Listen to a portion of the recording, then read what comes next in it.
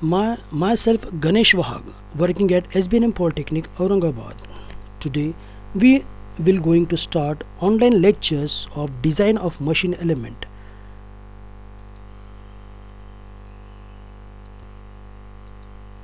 Learning outcomes. At the end of the lecture, you will be able to know what is machine design. You will be able to know types of machine design.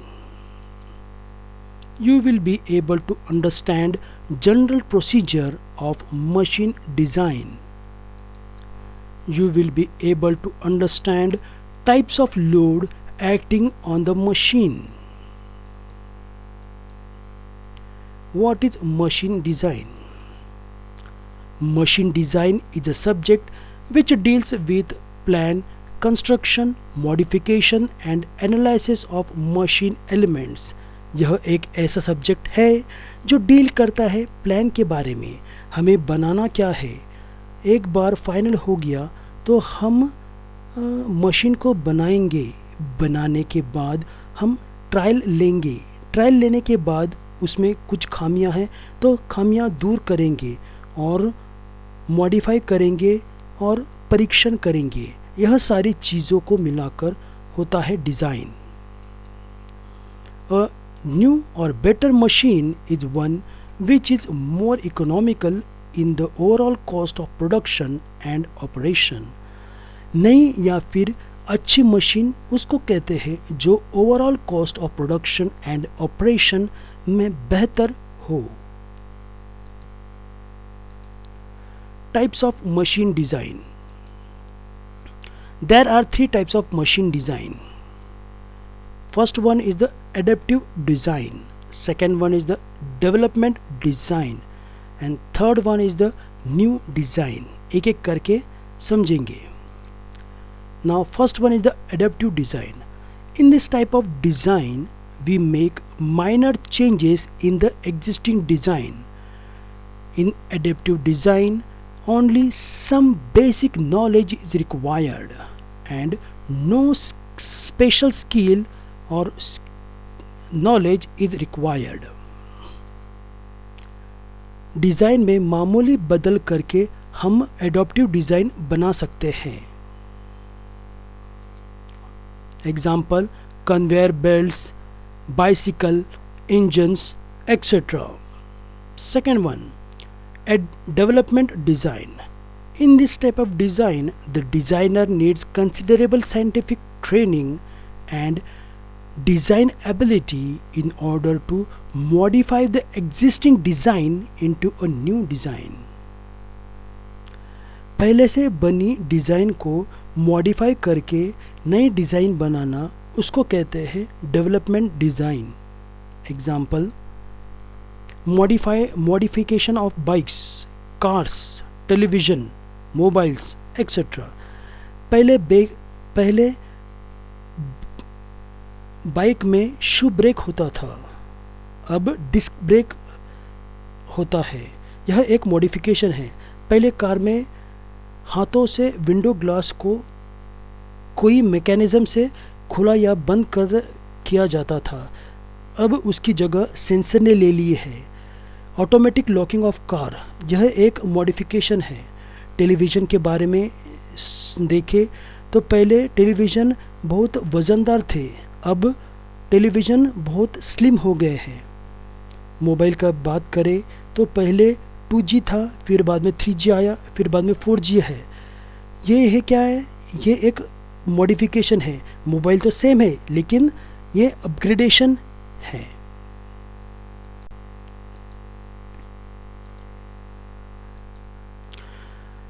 Third is new design. This type of design, the designer needs a lot of technical ability and creative thinking. The designer must have complete knowledge of designing. This is the most complicated design. नाम suggest करता है कि नई design बनाना है जो नए सोच के साथ हो और नए दृष्टिकोण के साथ हो. Example solar power plant, tidal power plant etcetera. General procedure इन मशीन डिज़ाइन। मशीन डिज़ाइन में क्या क्या प्रोसेस होते हैं।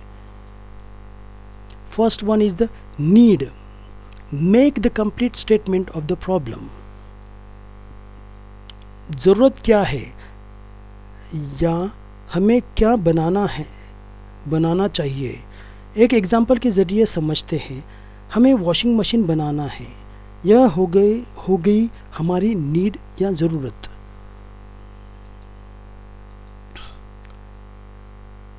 नीड तो हमें पता चल गई है।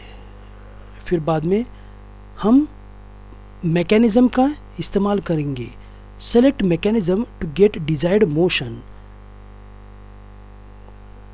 नीड तो पता चल गई है, अब उसमें मैकेनिज़्म कौन सा इस्तेमाल करेंगे हमें तय करना पड़ेगा।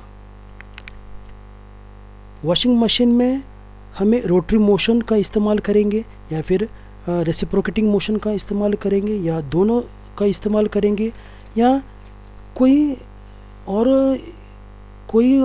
और का इस्तेमाल करेंगे। ये हमको डिसाइड करना पड़ेगा। डिसाइड करने के बाद में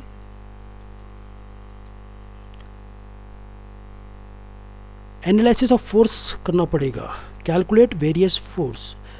मैकेनिज़्म सेलेक्ट कर लिया, करने के बाद हमें फोर्स कौन से एक्ट होती है, कौन से फोर्स एक्ट होते हैं, इसके बारे में सोचना पड़ेगा। रोटरी मोशन में अलग तरह से फोर्स एक्ट होता है और रेसिप्रोकेटिंग मोशन में अलग तरह से एक्ट होता है। तो एनालिसिस ऑफ फोर्स हम करेंगे।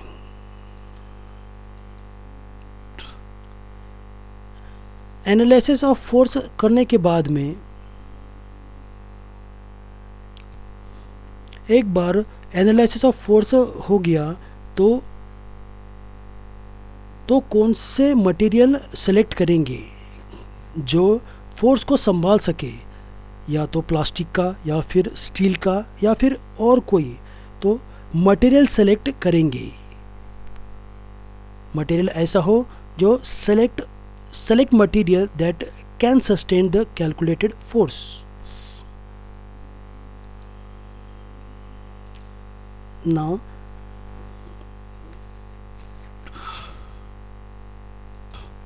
एक बार मटेरियल सेलेक्ट किया तो डिज़ाइन करना पड़ेगा कि हमें पोर्टेबल मशीन बनानी है या फिर हेवी मशीन बनानी है। तो हेवी मशीन बनाने के लिए उसका डिज़ाइन अलग होगा और पोर्टेबल मशीन का डिज़ाइन अलग होगा। तो हमें ये पहले सोचना होगा कि कौन सा मशीन बनाए।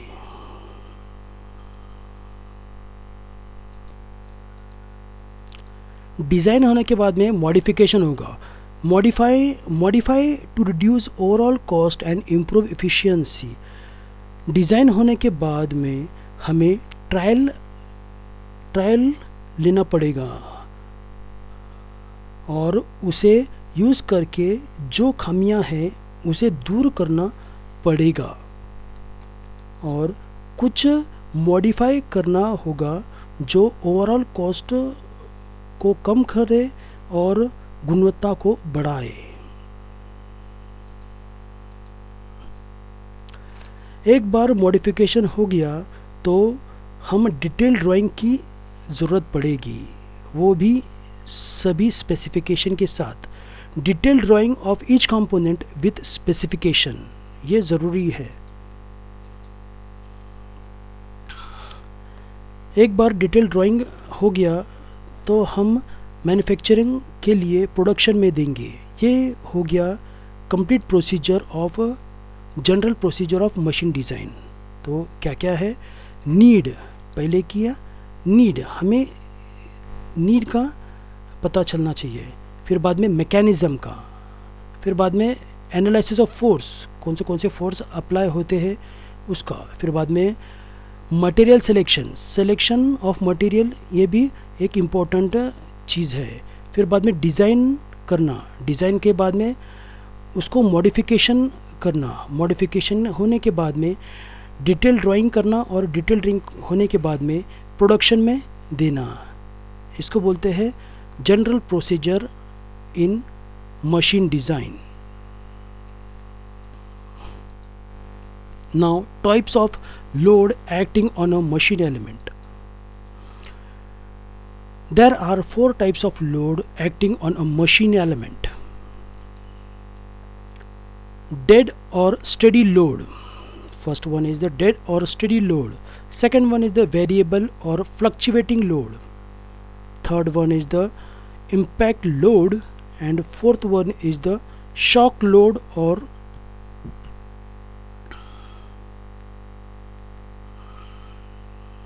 एक एक करके समझेंगे.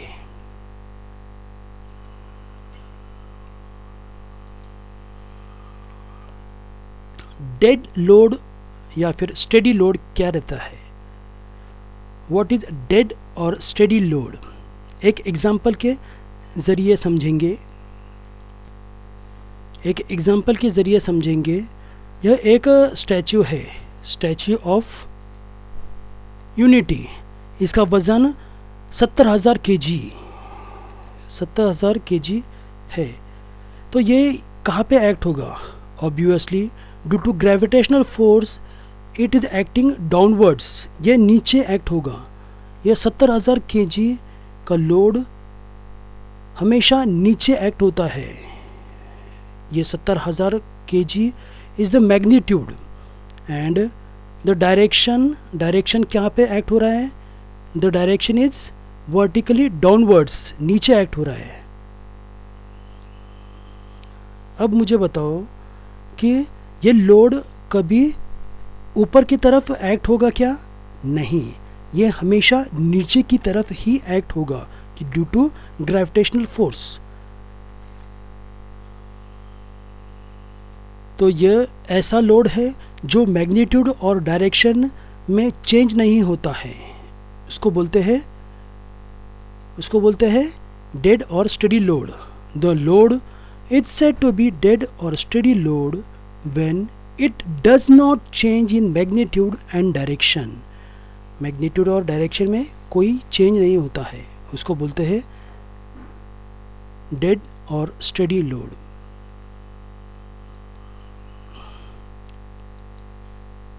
Now, types of load acting on a machine element. Variable और फ्लक्चुएटिंग लोड. एक एग्जाम्पल के ज़रिए समझते हैं. Now a 4-stroke engine is acting. Engine में क्या होता है? सक्शन, कंप्रेशन, एक्सपेंशन और फिर बाद में एग्जॉस्ट होता है. सक्शन के टाइम पे अलग फोर्स एक्ट होता है, कंप्रेशन के टाइम पे अलग फोर्स एक्ट होता है, वही एक्सपेंशन के टाइम पे अलग फोर्स एक्ट होता है और एग्जॉस्ट के टाइम पे अलग फोर्स एक्ट होता है. यानी लोड या फोर्स हमेशा चेंज होते रहता है. तो चेंज होने वाले इस लोड को क्या कहेंगे? वेरिएबल और फ्लक्चुएटिंग लोड.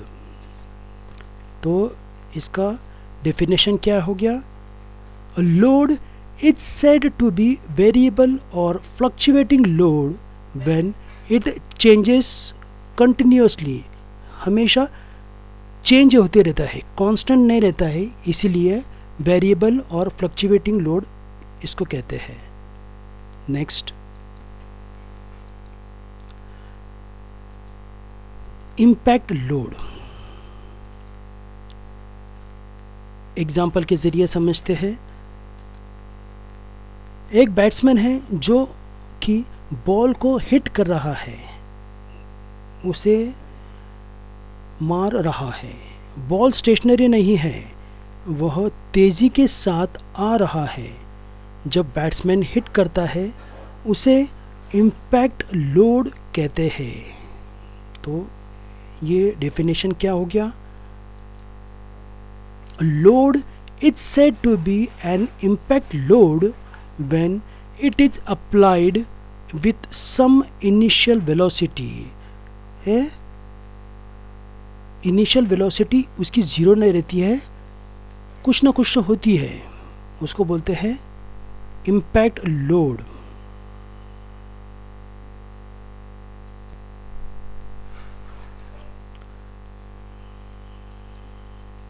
शॉक लोड, इसको भी एक एग्जाम्पल के ज़रिए समझते हैं।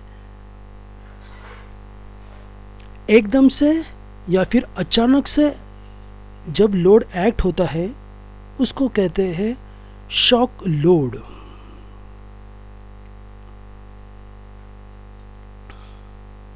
A load is said to be shock load when it is suddenly applied or removed.